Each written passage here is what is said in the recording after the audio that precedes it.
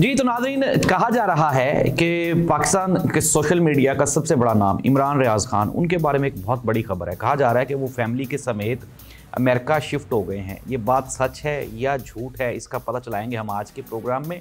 मुसर्रत जमशेद चीमा, जो कि पाकिस्तान तहरीके इंसाफ की जानिब से पंजाब में वो मीडिया की स्पोक्स पर्सन भी रहीं, और उनकी एक मुलाकात हुई इमरान खान के साथ। इमरान खान से मुलाकात के बाद 2-3 घंटे उनका टेलीफोन बंद रहा। कहा जा रहा है कि उनकी कोई मुलाकात हुई है आर्मी के लोगों के साथ। किस किस के साथ मुसर्रत जमशेद चीमा की मुलाकात हुई और उन्होंने इमरान खान का वो कौन सा मैसेज है जो फ़ौज के लोगों तक पहुंचाया, इस बात में हकीकत है या फिर ये भी र्यूमर है। दूसरी जानिब कुछ स्कैंडल्स हैं जो कि आर्मी मेडिकल कॉलेज के हैं और आर्मी के बारे में हैं। ये स्कैंडल्स क्या हैं, इनका हम पता चलाएंगे, इनकी हकीकत क्या है। और इसके साथ ही साथ नाज़रीन, बड़ी इन्फॉर्मेशन हैं आज के प्रोग्राम में। मैं हूं जाहिद अब्बास नकवी और आप देख रहे हैं तहकीकी मरकज़।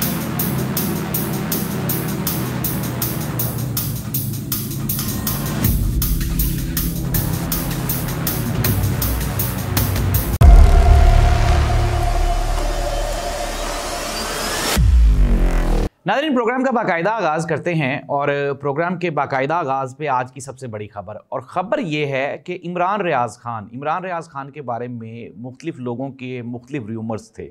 हमने आपको, जब ये ख़बरें ब्रेक हो रही थी तो हमने आपको बताया था कि टिल देन, तब तक इमरान रियाज खान पाकिस्तान में थे। फिर ये कहा गया कि जी इमरान खान मिडल ईस्ट चले गए हैं और उनको मिडल ईस्ट शिफ्ट करने में एजेंसीज़ का हाथ है और ये यहीं पे रहेंगे।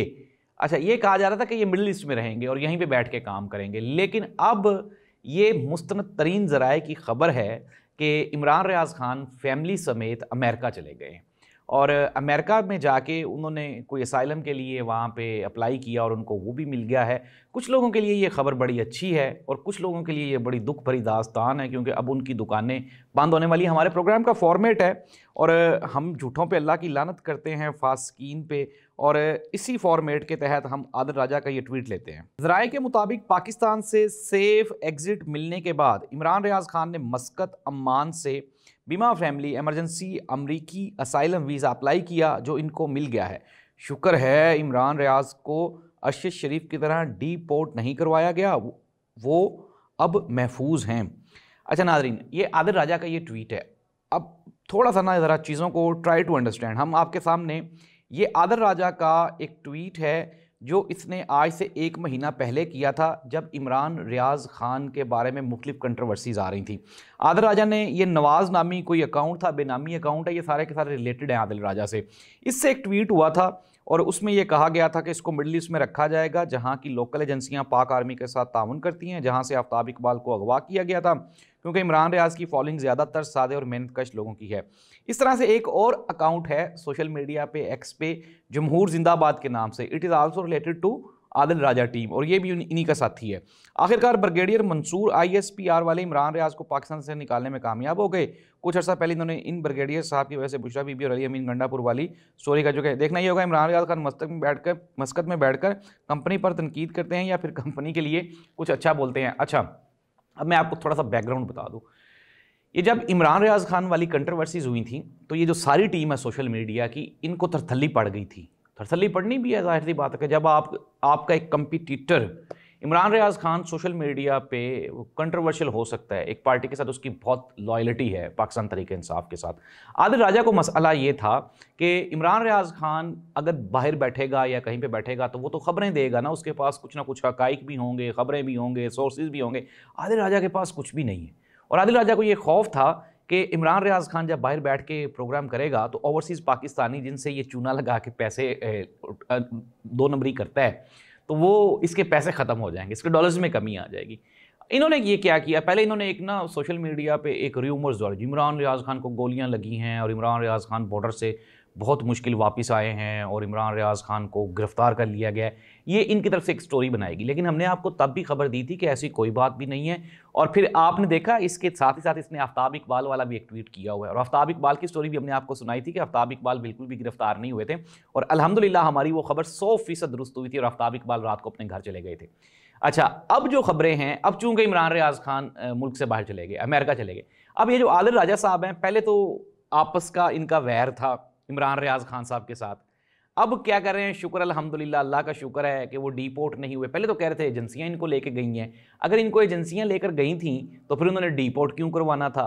इट मीन्स दैट कि कंट्रोवर्शियल है इनके पिछले ट्वीट्स भी और अब वाले ट्वीट्स भी। नाज़रीन देखे, मैंने हकायक आपके सामने रखे, इन्हीं के ट्वीट्स को आपके सामने पेश किए, तो मैं अपने पास से कोई चीज़ नहीं बना के लाया हूँ। इट मीन्स दैट कि ये बंदा इंतहाई झूठा है, फरेबी है, फासिक है, मक्कार है, और यही वजह है कि अब इसको ये स्ट्रेस बढ़ रहा है, टेंशन बढ़ रही है। तो हम इसको एक्सपोज कर रहे हैं, फिर साथ ही साथ अब इमरान रियाज खान भी बाहर चला गया। इट मीन्स दैट इसको इमरान रियाज खान से खतरा है, लेकिन अब ये कह रहा है अल्लाह का शुक्र है, शुक्र है अल्लाह का कि वो बाहर सेफ चला गया है। तो आदिल राजा साहब, आप तो ये फरमा रहे थे कि इमरान रियाज खान की जान को भी खतरा है, फिर आपने ये भी फरमाया कि ये तो एजेंसियों का टाउट है, तो अब आप किस चीज़ के शुक्राने के नफल अदा कर रहे हैं? इट मीन्स दैट नादरीन, ये फासिक आदमी की निशानी होती है। जिस तरह पंजाबी की एक कहावत है ना कि चोर और मालिक वाला वो जो किस्सा होता है कि चोर नूं क्या लग गया रहता है, मालिक नूं क्या लग गया हुआ है। तो इस तरह से ये डबल खेलता है। अब ये इमरान रियाज खान की बल्ले बल्ले और शाबा शाबा इसलिए कर रहा है कि वो भी इसको वहाँ पे बैठ के ये एक्सपोज तो करेगा ना, जब ये झूठ बोलता है। और झूठा इंसान, झूठा सहाफ़ी या झूठा जो बंदा सोशल मीडिया पे बैठा है, वो एक सहाफ़ी को ऑटोमेटिकली एक यार इंस्पायरेशन आती है, जिस तरह मुझे आ गई कि मैंने कहा यार मैं इसको एक्सपोज करूँगा। तो नाज़रीन, ये इसके लिए खतरे की घंटी है। आदिल राजा ने झूठे ट्वीट किए इमरान रियाज खान के बारे में, और अब ये लोले पोचे लगा के इमरान रियाज खान को एतमाद में लेना चाहते हैं। जी नाज़रीन, प्रोग्राम में आगे बढ़ते हैं। ये दूसरा ट्वीट है, जरा इसको भी देख लें। मुसर्रत चीमा ने डयाला के दौरे के बाद बराह रास्त डर्टी हैरी से मुलाकात की। इसका फ़ोन 3 घंटे तक बंद रहा। अफवाहें हैं कि कर्नल फाइक इससे तंग आ चुका है क्योंकि वो इसे बाईपास करती है और डर्टी हैरी की लाडली बनी हुई है। दो चीज़ें हैं इस ट्वीट में भी। मैं आपको दोबारा फिर कह रहा हूं, जो फैक्चुअल स्टडीज़ होती हैं आदिल राजा को शायद उनके बारे में नहीं इल्म है। अब एक तो ये कह रहा है कि जो कर्नल फाइक हैं वो मुसर्रत जमशेद चीमा से नालां हैं, नाराज़ हैं। फिर ये कह रहा है कि यानी कि मेजर जनरल फैसल नसीर तक मुसर्रत जमशेद चीमा की एक्सेस है। अब ये भी दो बातें होगी। फ़ौज में जो ऑफिसर्स हैं वो बिल्कुल यूनाइट हैं, और अगर हम दोनों की बात करें तो दोनों ISI से हैं, मेजर जनरल फैसल नसीर भी और कर्नल फाइक भी। तो उनमें तो कोई इख्तलाफ नहीं है, और जो चीज़ भी होती है वो अपना दोनों की मर्ज़ी से होती है, बामी मुशावरत से होती है। पहली बात तो ये है कि सोशल मीडिया पे ना ये एक मन घड़त एक प्रोपोगंडा किया जाता है। अब मुसर्रत जमशेद चीमा का ना ही तो मेजर जनरल फैसल नसीर के साथ कोई लेना देना है, ना ही वो कर्नल फाइक के साथ कोई लेना देना है। मसला क्या है कि आदिल राजा के पास अब खबरें नहीं हैं। अब ये खबरों को एम ही बिला वजह कभी ऊपर से घुमाता है, कभी नीचे से घुमाता है। मुसर्रत जमशेद चीमा की मुलाकात हुई, मुलाकात के बाद 3 घंटे उसका फ़ोन बंद। अच्छा, साथ ही ये अफवाहें कह रहे हैं। अफवाह कभी भी खबर नहीं होती, अफवाह तो झूठ होती है, और 90% उसके चांसेस होते हैं कि वो झूठ है। अफवाह कहते ही इसको हैं, जो नेगेटिव अफवाहें आप फैला रहे हैं। तो नाज़रीन, ये जो मुसर्रत जमशेद चीमा के बारे में इसने एक प्रोपोगंडा करने की कोशिश की और मुसर्रत जमशेद चीमा को मेजर जनरल फैसल नसीर और कर्नल फाइक से जोड़ने की कोशिश की, और एट अ टाइम ये कह रहा है कि कर्नल फाइक उससे नाराज़ है और मेजर जनरल फैसल नसीर उससे खुश है। अब रिपोर्ट तो अगर की जाए तो वो कर्नल फाइक करेंगे मेजर जनरल फैसल नसीर को। तो किस तरह से ये हो सकता है कि ये दो चीज़ें जो हैं वो पैरेलल चल सकें? तो मकसद क्या है आदिल राजा का? मकसद सिंपल है कि ये क्या करना चाह रहा है, ये कर्नल फाइक और मेजर जनरल फैसल नसीर के दरमियान इख्तलाफात पैदा करना चाहता है, गलत फहमी क्रिएट करना चाहता है, और ये झूठी एक कहानी बना रहा है मुसर्रत जमशेद चीमा के बारे में। इसमें कोई भी हकीकत नहीं है। जब हमारे सोर्सेज ने पता चलाया, मैं आपको दोबारा फिर ये बता रहा हूँ, कन्फर्म सोर्सेज की ये रिपोर्ट है, मुसर्रत जमशेद चीमा एक आप ये कह लें कि वो इमरान खान, PTI, पंजाब हुकूमत वो तो ख़त्म हो गई। अब कर्नल फाइक को या मेजर जनरल फैसल नसीर को मुसर्रत जमशेद चीमा साहिबा के साथ क्या काम हो सकता है? कुछ भी नहीं है। तो नाज़रीन, ये झूठी कहानी है जो आदिल राजा ने शेयर की है। बढ़ते हैं अगले ट्वीट की जानिब। जी तो नाज़रीन, ये ट्वीट लंबा है। आदिल राजा ने ट्वीट किया, इंटेलिजेंस रिपोर्ट बजानिब 786 इंटेलिजेंस बटालियन पाकिस्तान आर्मी के अरकान पर मुश्तमिल। अब ये मौसूफ़ हैं, अब इनको कोई बंदा एडमायर तो करता नहीं है, ये अपनी तारीफ़ और अपने सोर्सेज खुद ही हैं, और इन काबिल एतमाद और दुरुस्त रिपोर्ट्स के जवाब में जो हालिया मजमून की शक्ल में आदिल राजा एक जंगी ज़ख्मी अफसर ने शाया की हैं। यार देखें अल्लाह का हुक्म। Brigadier Waheed Abid Khattak, information operations division के डायरेक्टर ISPR, और इनके करीबी साथियों बशमूल colonel Shahzad Raza, DDI SPR, और ब्रिगेडियर फैसल मुख्तार, जो पहले GHQ के EW डायरेक्टोरेट में army light radio group ALRG Tarlai Islamabad के कमांडर के तौर पर तैनात थे, जिसने इस्लामाबाद 2024 के दौरान मवासलात में खलल डालकर मीडिया ब्लैकआउट और मोबाइल कवरेज ब्लॉक की। से मुतल्लिक CGS लेफ्टिनेंट जनरल आमिर रज़ा ने VCGS को हदायत की हैं कि वो मज़कूरा अफरान के इक़दामात की गैर रस्मी तहकीकात करें। GHQ की 408 इंटेलिजेंस बटालियन की मदद से और अगर ज़रूरी हो तो AG ब्रांच के PS डायरेक्टरेट के तहत काम करने वाले SIB स्पेशल इन्वेस्टिगेशन बटालियन के ज़रिए और मज़ीद अगर ज़रूरत पेश आए तो 733 के ज़रिए जो MI मिलिट्री इंटेलिजेंस डायरेक्टरेट का हिस्सा है। मज़ीद ये कि हमारे 408 इंटेलिजेंस बटालियन के ज़राए ने यह भी बताया कि GHQ AG branch PS directorate ने भी फैसल मुख्तार की अहलिया lieutenant colonel doctor Ayesha Mukhtar के खिलाफ तहकीकात का हुक्म दिया है, जिन पर इल्ज़ाम है कि इन्होंने आर्मी मेडिकल कोर में सीनियर डॉक्टर्स जनरल्स की मदद से दाखिला लिया और वो CMH रावलपिंडी से 20 मिलियन रुपए की मालियत की अद्वियात की बदअनवानी में भी मुलविस है। अच्छा नादरीन, जो ट्वीट लंबा है, वन बाय वन हम इसको डिस्कस कर लेते हैं। इसने lieutenant colonel doctor Ayesha Mukhtar जो कि फैसल मुख्तार की अहलियाँ हैं उसके बारे में इसने ये ट्वीट किया और इसमें ये दो बातें कह रहा है। एक तो ये कह रहा है कि इन पर इल्ज़ाम है कि इन्होंने आर्मी मेडिकल कोर में सीनियर डॉक्टर जनरल्स की मदद से दाखिला लिया।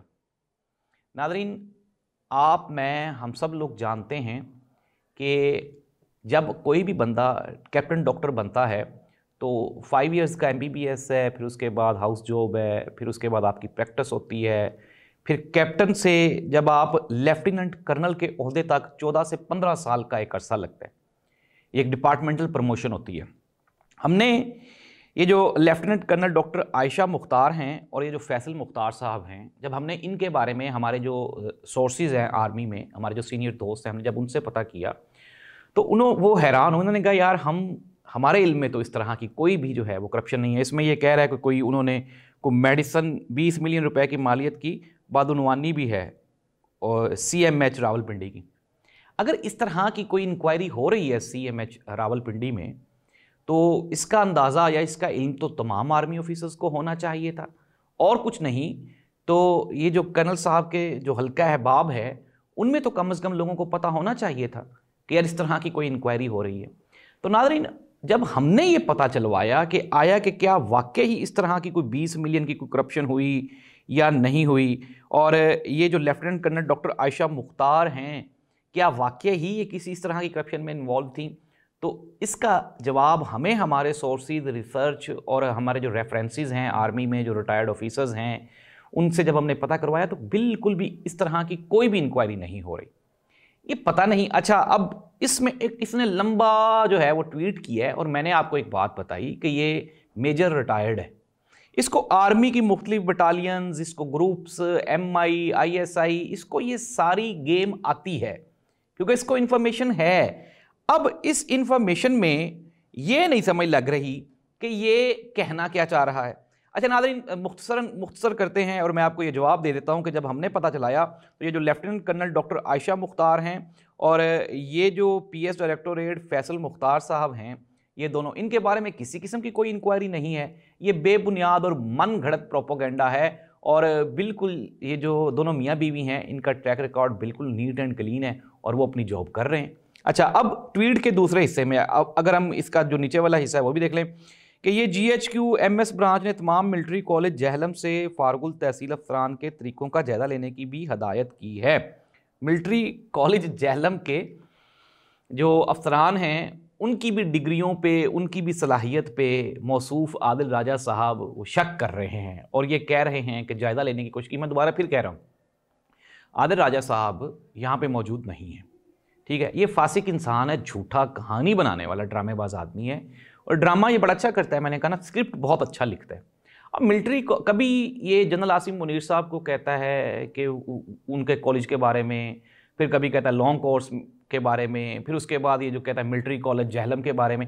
ये करना क्या चाहता है? ये सिंपल इज़ दैट कि ये आर्मी के जो मुख्तलिफ अफसरान हैं, कोई कहीं से पढ़ा हुआ है, कोई कहीं से पढ़ा, इवन के मैं आपको कहता हूँ, जब फिर दोबारा हमने सोर्सेज से इंफॉर्मेशन कलेक्ट करने की कोशिश की तो जो सीनियर अफसरान हैं उनका ये कहना है कि नकवी साहब चाहे कोई बीकन हाउस से पढ़ के आ जाए, चाहे कोई मिलिट्री कॉलेज जहलम से पढ़ के आ जाए, चाहे कोई LGS से पढ़ के आ जाए, आर्मी में आने के बाद जो हमारा डिपार्टमेंटल स्ट्रक्चर है वो डिफरेंट हो जाता है और उसमें सारे अफसरान होते हैं, सारे कैप्टन होते हैं, सारे कर्नल होते हैं और वो मिलिट्री का अपना एक इंटरनल प्रोसेस।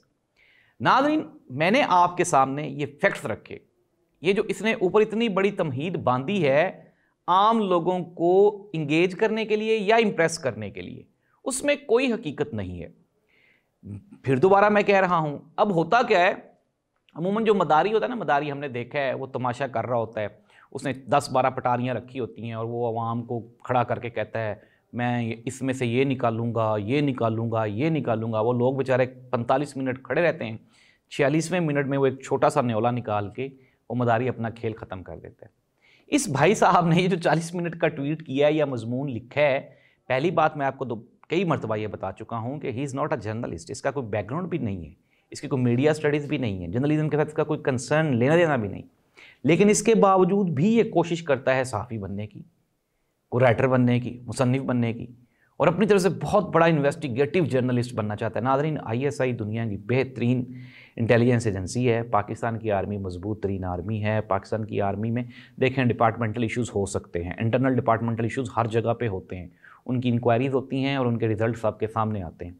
अब बिला वजह ये क्या करता है, ये आर्मी के मुख्तलिफ लोगों पे जो शरीफ लोग हैं उनके ऊपर ये बदनुमानी के और माली करप्शन के इल्ज़ामात लगाता है। लेकिन नाज़रीन, बस प्रोग्राम को हम इन दो ये बड़े इंटरेस्टिंग टॉपिक्स हैं, ये आपने ज़रूर सुनने। हमारी कौम इस वक्त तक हकीकी आज़ादी हासिल नहीं कर सकती जब तक शख्सियत परस्ती छोड़कर नज़रिया परस्ती पर नहीं उतराती। मरियम नामा और नवाज नामा सुनाकर कौम को फुद्दू लगाई जाओ, मगर जर्नैलों का नाम और काम ना बताओ, फिर बोलो मैं सहाफ़ी हूँ, गंदा है पर धंधा है। अब इसने 2 ट्वीट्स किए।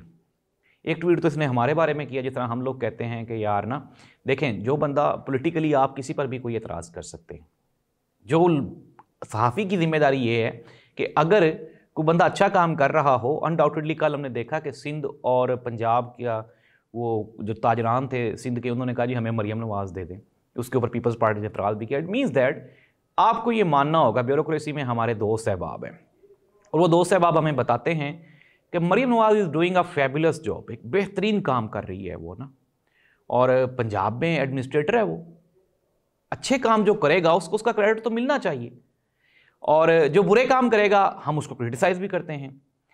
अब मसला क्या है कि इसका टारगेट ये है कि सहाफ़ी वो होगा जो जर्नैलों पर, जो आर्मी पर सिर्फ और सिर्फ तनकीद करेगा। नाज़रीन, इस बात में तो कोई हकीकत नहीं है। आर्मी पे तनकीद करने का मकसद ये है, अगर आपके पास सबूत हों, क्या पाकिस्तान के टीवी चैनल्स पे सहाफ़ी बैठ के वो पाकिस्तान की आर्मी को डिस्कस नहीं करते? जनरल फैज़ उम्मीद वाला मामला हुआ तो लोगों ने लगातार डिस्कस किया, उसमें कोई बात नहीं थी। दूसरे ट्वीट में अब ये कह रहा है, अब देखें इसने डायरेक्ट इमरान खान के ऊपर हमला कर दिया, और मैं आपको ये कितने अरसे से ये बता रहा हूँ। अब ये कहता है जी शख्सियत परस्ती नहीं, नज़रिए पे कायम रहो। इट मीन्स दैट ये PTI के जो वर्कर्स सपोर्टर्स हैं उनको ये इमरान खान के ख़िलाफ़ अब आहिस्ता आहिस्ता इसने उकसाना शुरू कर दिया है, क्योंकि मैं आपको ये ब्रेकिंग न्यूज़ दे रहा हूँ कि अगर इमरान खान की वापसी होती है और या इमरान खान सियासत में वापस आता है तो ये क्या करेगा, ये अपनी पोजीशन सिक्योर कर लेगा और फिर उसके बाद ये खुल के आएगा आर्मी के ख़िलाफ़, क्योंकि इमरान खान वाला तो चैप्टर क्लोज़ हो जाएगा। तो नाज़रीन, मुख्तसरन ये प्रोग्राम का इख्तिताम इस बात के साथ, इस उम्मीद के साथ कि हमारा मैसेज आप तक बड़ा एफिशिएंटली पॉजिटिवली पहुँच रहा है, और हम ये कोशिश कर रहे हैं कि जितने फासिकीन जो पाकिस्तान से भागे हुए हैं और पाकिस्तान के दुश्मन हैं, पाकिस्तान के इदारों के दुश्मन हैं, उनकी हकीकत आप तक पहुंचाएं। अल्लाह इस मुल्क का हामी नासिर हो। हमारा प्रोग्राम ज़रूर लाइक या डिसलाइक करें, कमेंट ज़रूर करें, चैनल ज़रूर सब्सक्राइब करें। अल्लाह हाफिज़।